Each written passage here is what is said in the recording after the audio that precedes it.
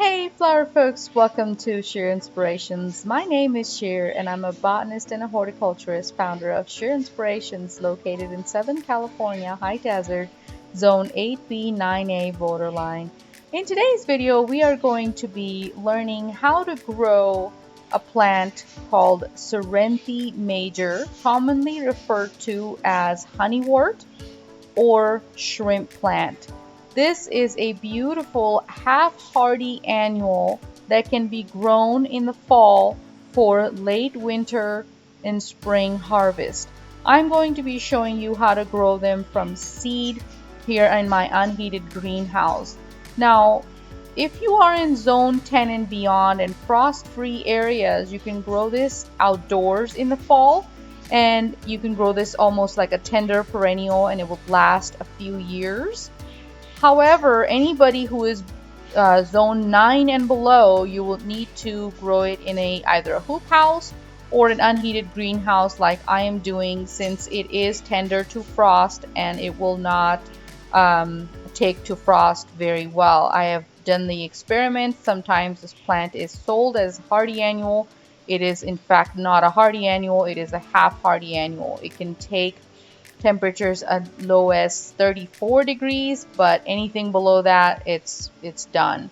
So I am growing this in a covered area inside of my greenhouse. I sowed this early fall, and this is what it looks like in November of 2019. The soil requirements for this is, if you give it too rich soil, it's going to just produce too much greenery and not enough flowers.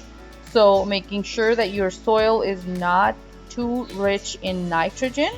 If your soil is poor, you can give it phosphorus rich fertilizer, which will help with the blooms.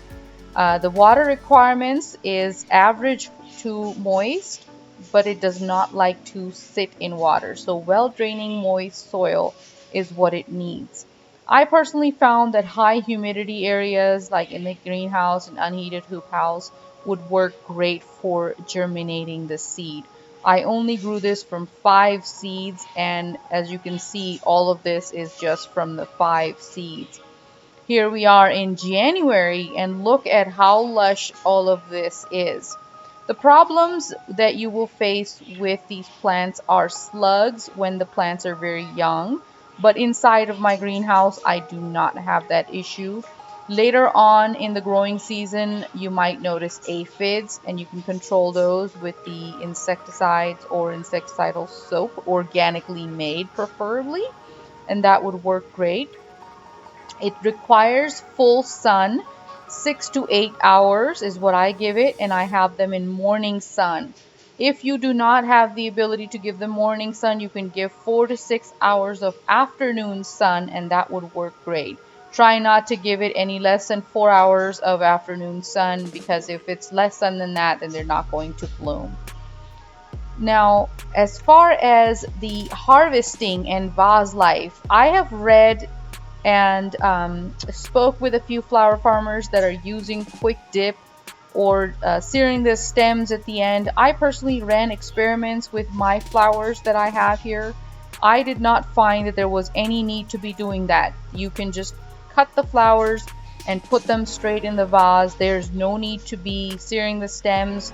There's nothing that is going to harm the plant or other stems of flowers or anything of that sort. They can be cut and hydrated in just water and then arranged with other flowers, or you can just straight arrange them with other flowers, and that's fine. That's what I do here. So no need for conditioning is required with this flower. Vase life is 7 to 10 days without any conditioning. If your soil is poor, as I was mentioning, you can give it phosphorus rich fertilizer, preferably organic.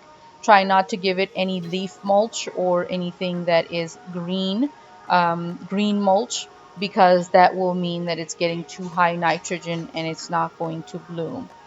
No fertilizer on my part. I have my healthy soil built. I will leave a link to how I built my soil, and that's what I use. I have not given it any fertilizer, and as you can see, the stems are anywhere from 12 to 18 inches depending on how you want to cut them. No pinching is needed either. I found that they started to stem out on their own. And once I found that they were starting to grow out of my greenhouse, as in they were getting tall enough, I cut them. So I'm using that as in my arrangements, and they're continuing on. The blooming season for me started in late February, and it's going to go all the way till summer. It's not going to want very hot summers, and my summers are 100 plus degrees. Plus, they're growing inside of the greenhouse, so I'm going to start collecting the seed, self-pollinate them with an electric toothbrush, and I'm going to collect the seed and sow next fall to grow, as my harvest was amazing with just a few seeds, as you saw me doing. I grew all of this from just 5 seeds. I couldn't believe that. I also did an experiment of growing these outside, as I was mentioning earlier, and that was a failed experiment because they're not hardy annual, as they're mostly sold. They're half hardy annuals, not tolerant of 32 degrees and below. So this was the video explaining how to grow honeywort from seed all the way to flower, and how to use them in cut flowers. I hope you found this video helpful, and I will see you in the next one. Bye.